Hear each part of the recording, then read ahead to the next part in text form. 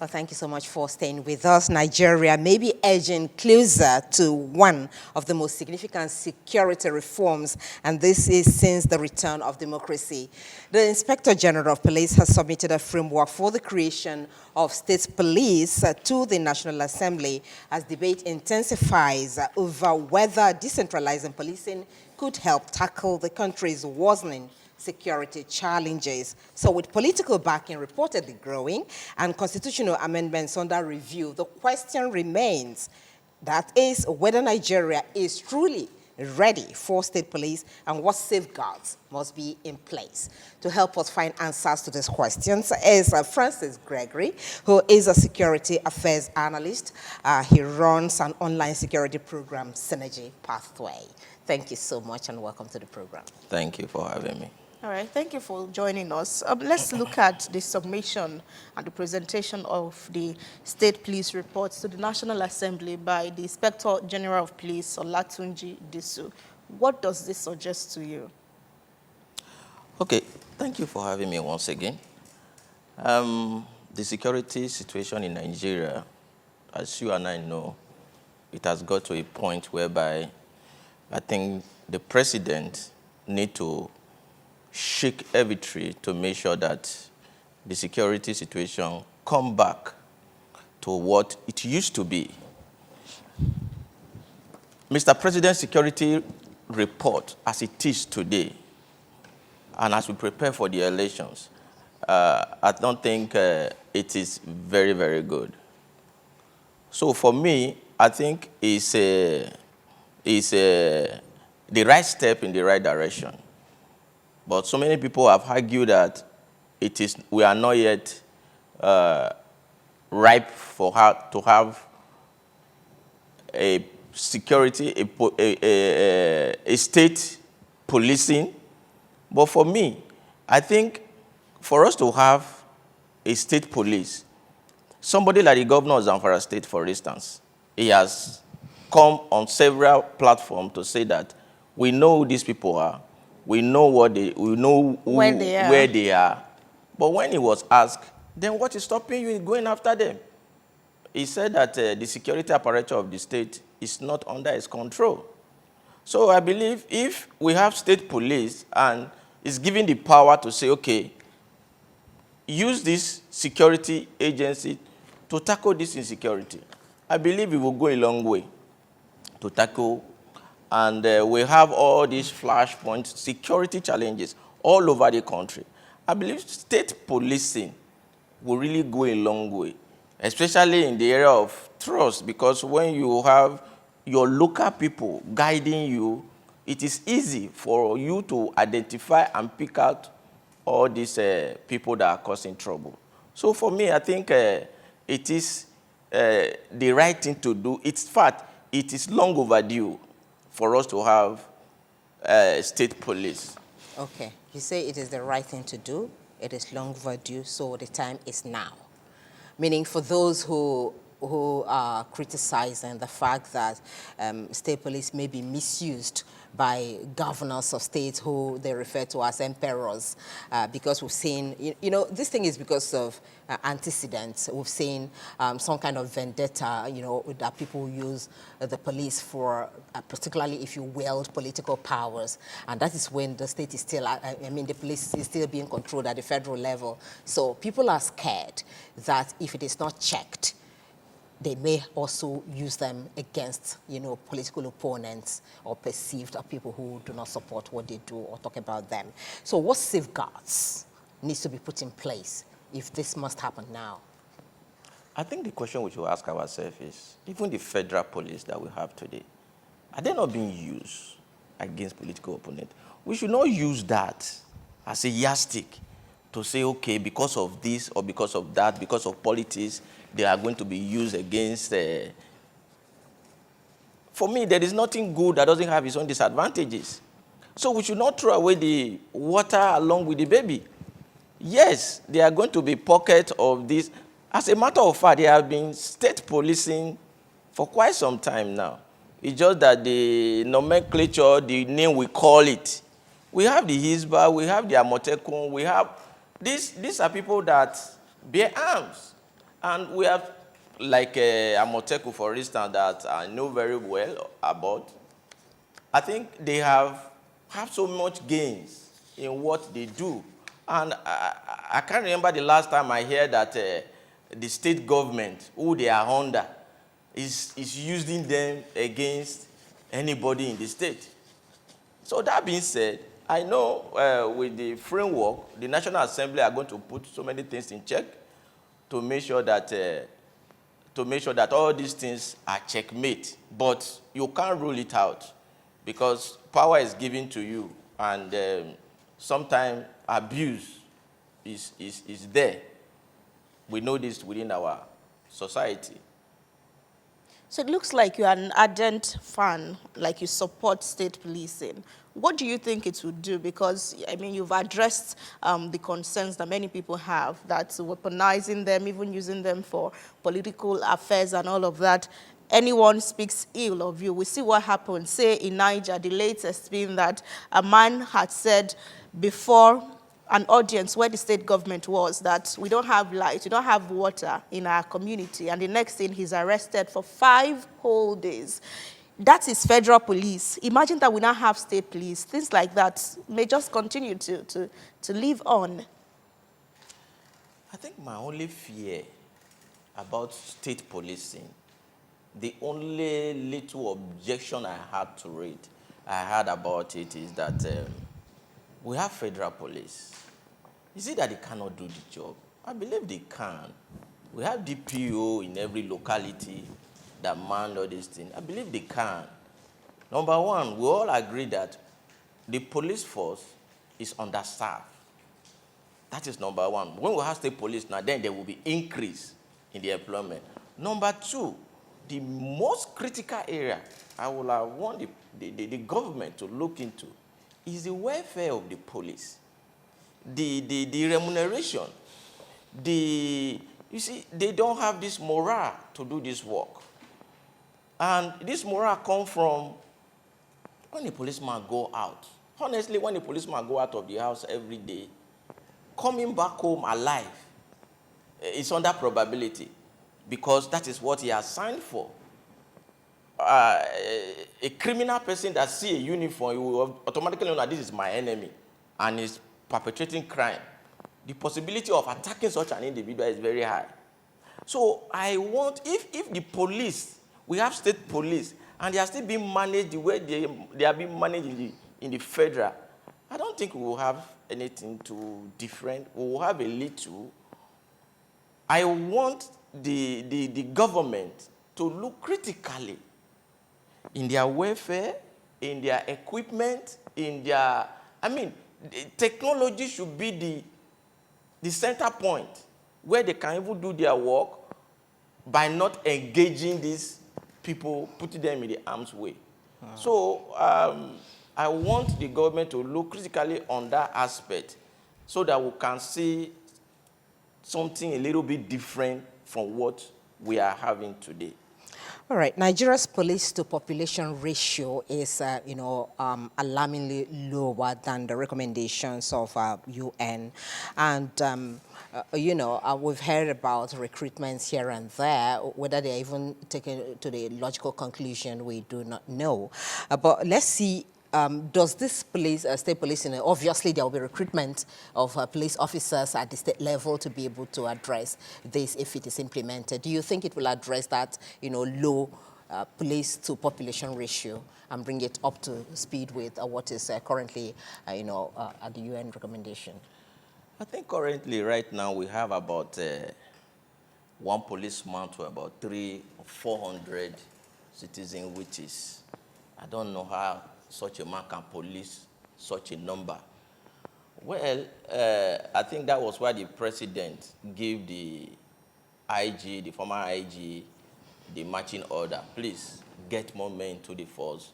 Like you said, we don't know how far they have gone about that. If they have, I know there were some recruitment. If they have been fully induced into the police force, I don't know. Yes, that is why I support the state police, because definitely every state will be given the leverage of having as much number of police you can As it have. can cater for? So what? I mean, as it can cater for. As they can cater for in your state. Yes, you now know that every state, the number will differ, and the area by which we are under police in the country is so much. So, like you rightly said, yes, we are currently very much in need of policing in the country. We need more men in uniform to, if it is by state police, we are going to have this, fine and good. If the federal government is going to say, okay, let us have a federal police, but let the number increase, it is obvious that the police, the number of police force we have in the country is far too low to police the whole nation. Okay, another issue is that many people who support this, like you do, believe that it also reduces the response time when there are issues within communities. Unlike what we have at the moment, where you have people getting approval from the federal government before they act. Sometimes we've heard about governors even talking to commissioners of police in their states. They will say they haven't gotten order from above to act. Do you also think state police will address this issue of response time, to crime scenes and all of that, and places which appear ungoverned at the moment? We have so many advantages to this, and that is one. That is one of the advantages why this state police is very, very critical at this moment, especially now. You have insecurities everywhere. My home state in Edo State, you see the rate at which kidnapping is going on now at a speed that right now, Auchi, Epom and all that, they can just pick you on the road. They pick you in your home. That is how bad it is.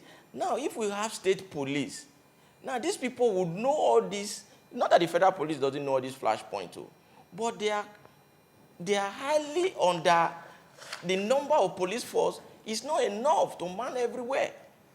Now the state government can say, okay, this is the problem, because the insecurity problem in the country at large is so alarming that we need more men. Okay, look at the government.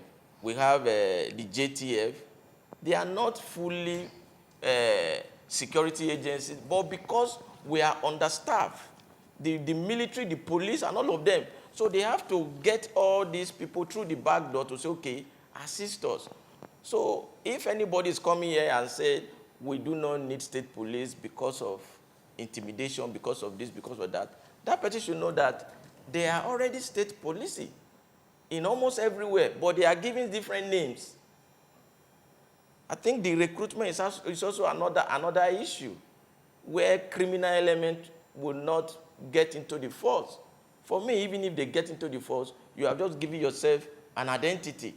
We can know how to track you. If you are a police, if you are a criminal, you are a police, you do something, we know who to hold responsible than all these faceless people.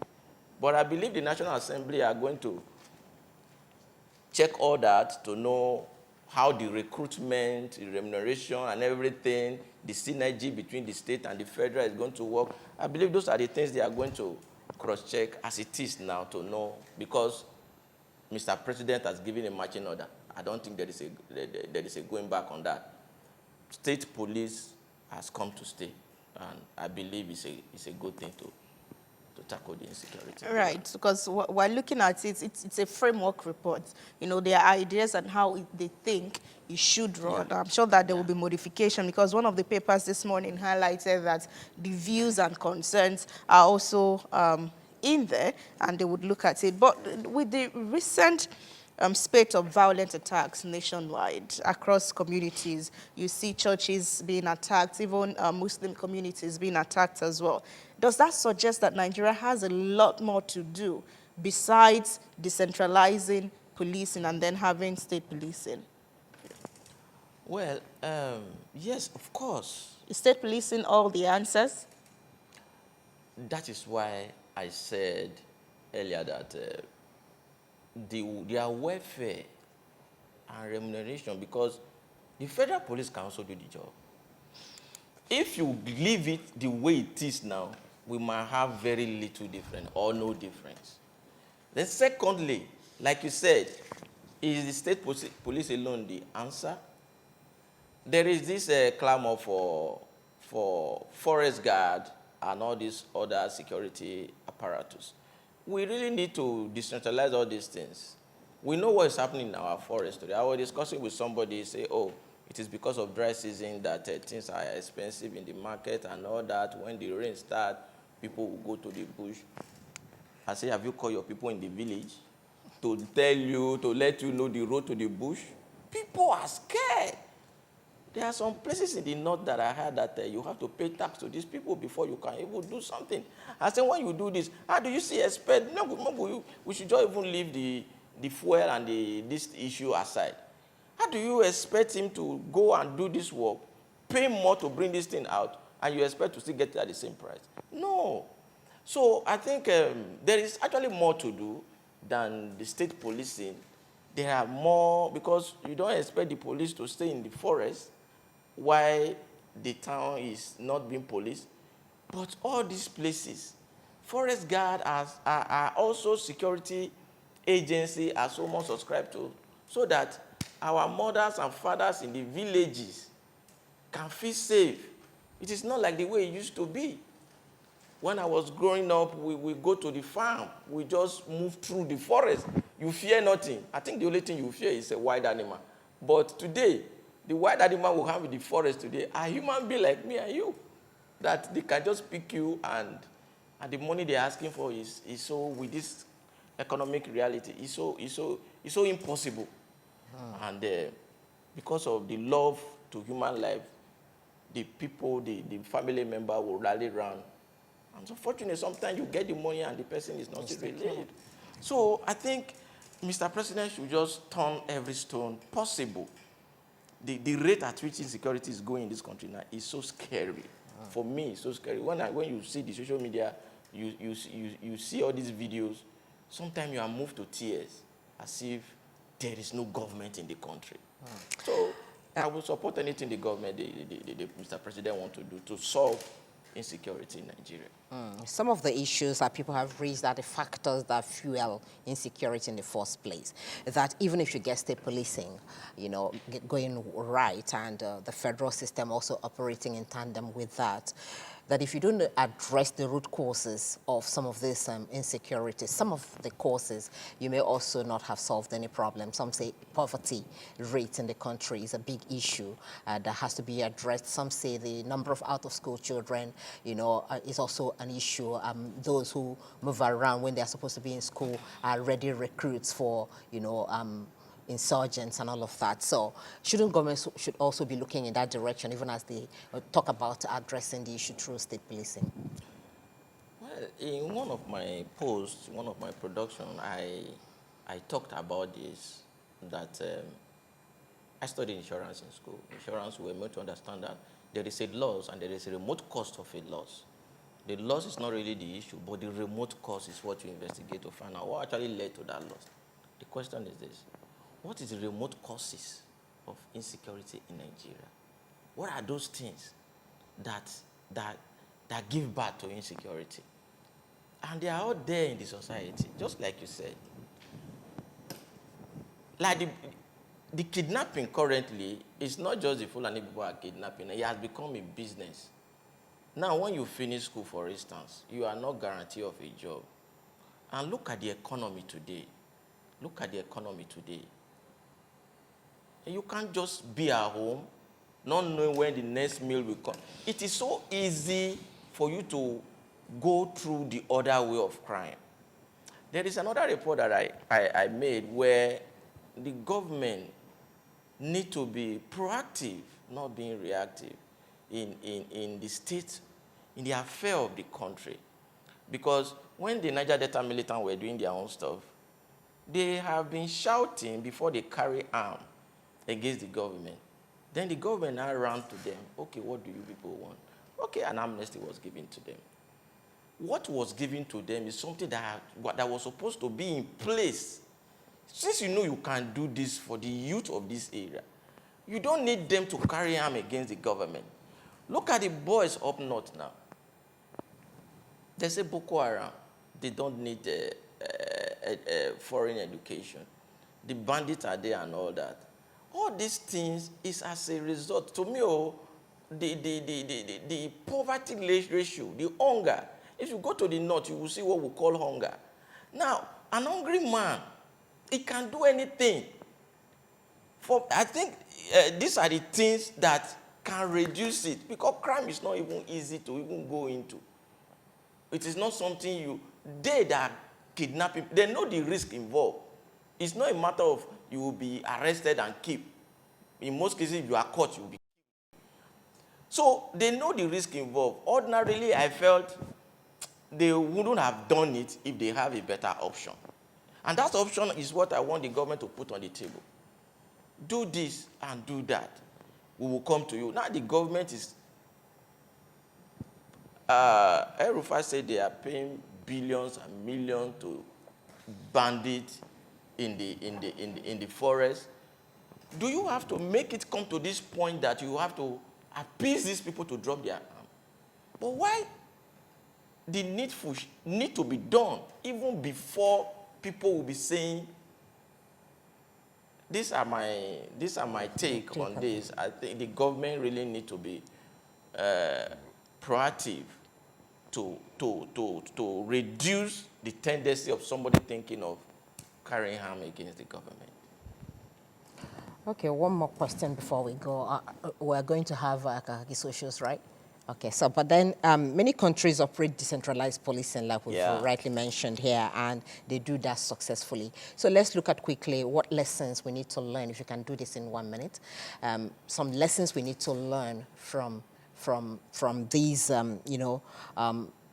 areas or in other climes where the state policing has been a decentralized police, so to speak, because when you say state police, it depends on how you apply it. So we're talking about decentralizing the police structure now. What lessons do we learn just to put these safeguards that would help us get it right? I believe it's very simple. Now the bill is before the House. I believe these are the things they too will look into. We'll be looking at how it has been successful and the lessons learned in them carry out, like the America, the Canada, even South Africa. You have local policing also. I believe there are so many lessons to be learned, and there is so many advantage.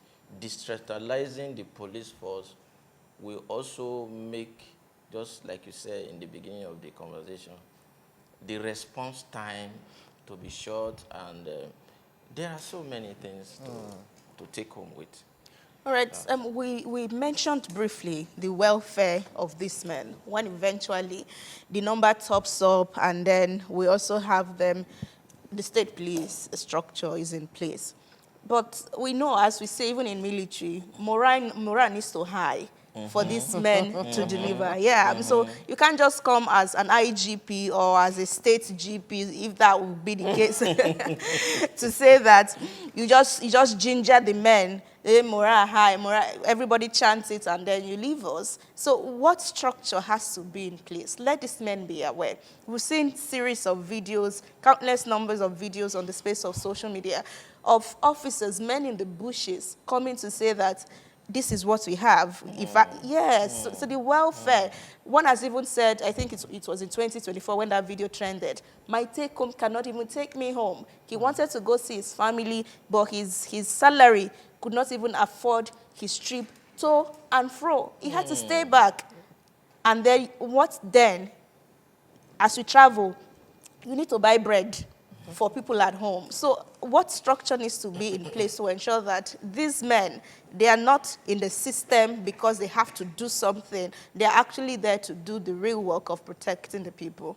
And then training as well to add to that. I think that was why I brought up the idea that the only thing that will make me not to say, okay, I will not support it, is that we already have a police force that can do the work and all that. But right now, like you rightly said, the welfare is so poor. If we have state police and it's like this, and you are scared that it will be used against the opponent. If a policeman leave home or is in Abuja or anywhere, he wants to go back, transportation is not even enough to take him home and back, and transportation is not going to be the only thing we'll be looking at. Maybe we want to buy one or two things for the kids and all that. Now, what will happen if somebody is asking him to say take and look the other way? This is a crime being perpetrated, and he say take. The tendency of that person compromising his stance is very high because I have to survive.